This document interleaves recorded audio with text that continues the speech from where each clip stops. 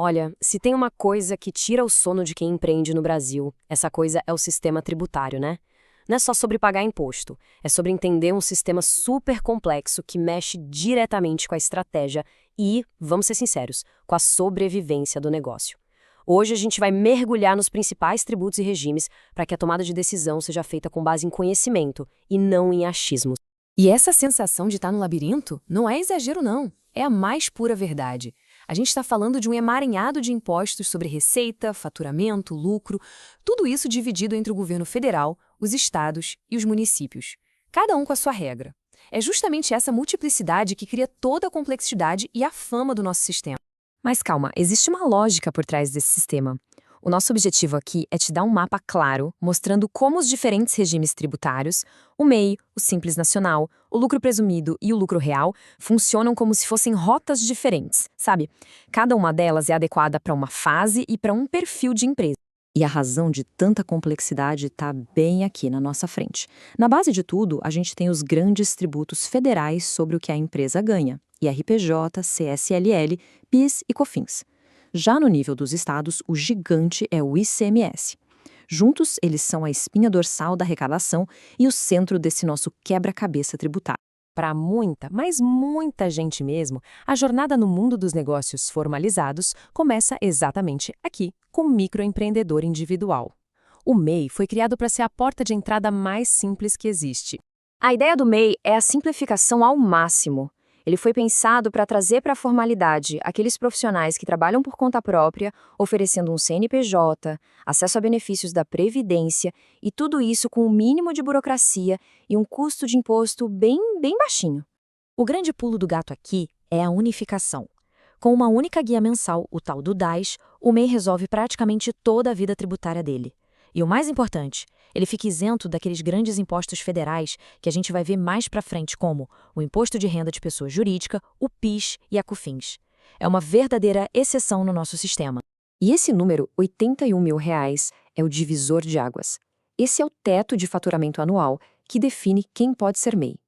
Ultrapassar esse limite não é um problema. Pelo contrário, é um sinal de sucesso, mas significa que a empresa precisa evoluir no nosso mapa tributário, passando para um regime que comporte seu novo tamanho. Bom, e qual o próximo passo natural nessa evolução? É o Simples Nacional. Como o próprio nome já diz, a ideia de simplificar continua, mas agora para uma estrutura de empresa um pouquinho mais robusta. O Simples Nacional basicamente pega o conceito do MEI e o expande. Ele também unifica 8 impostos federais, estaduais e municipais numa guia de pagamento só. É o caminho para quem saiu do MEI ou para aqueles negócios que já começam com uma projeção de faturamento um pouco maior. Aqui, o faturamento é que manda.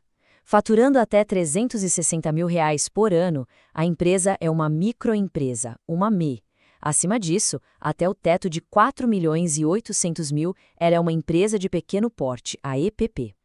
E diferente do MEI, a alíquota não é um valor fixo, ela é progressiva, ou seja, vai aumentando conforme a receita bruta da empresa cresce. Agora a gente chega no ponto que talvez seja o mais estratégico de todos. Quando a empresa ultrapassa o teto do Simples Nacional, ela deixa para trás os regimes simplificados e entra num terreno onde a escolha do caminho tem um impacto financeiro gigantesco.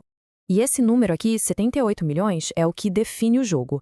Empresas com faturamento anual acima de 78 milhões são obrigadas a ir para o regime do lucro real. Para quem está ali no meio entre o teto do Simples, que é de 4,8 milhões, e esse valor, a escolha entre lucro presumido e lucro real é opcional e puramente estratégica. E aqui está o centro da decisão. No presumido, a Receita Federal meio que chuta uma margem de lucro para sua atividade, e os impostos são cobrados em cima dessa presunção. É mais simples, perfeito para negócios com lucro alto e previsível. Já no real, a tributação é sobre o lucro contábil, aquilo que a empresa de fato lucrou. Isso exige uma contabilidade muito mais redondinha. E a grande diferença está no PIS e na COFINS. O presumido usa o sistema cumulativo, com alíquotas menores, só que sem direito a créditos, o que pode criar um efeito cascata. O real usa um não cumulativo, com alíquotas maiores, mas que permite descontar créditos de insumos. Isso, no fim das contas, pode ser uma baita vantagem. Então, vamos aos números do lucro presumido. O IRPJ de 15% e a CSL de 9% não são calculados sobre o faturamento total, mas sobre aquela parcela que a lei presume ser o lucro, lembra? Já para o PIS e a COFINS, a soma das alíquotas dá 3,65%, aplicados direto na receita bruta no sistema cumulativo.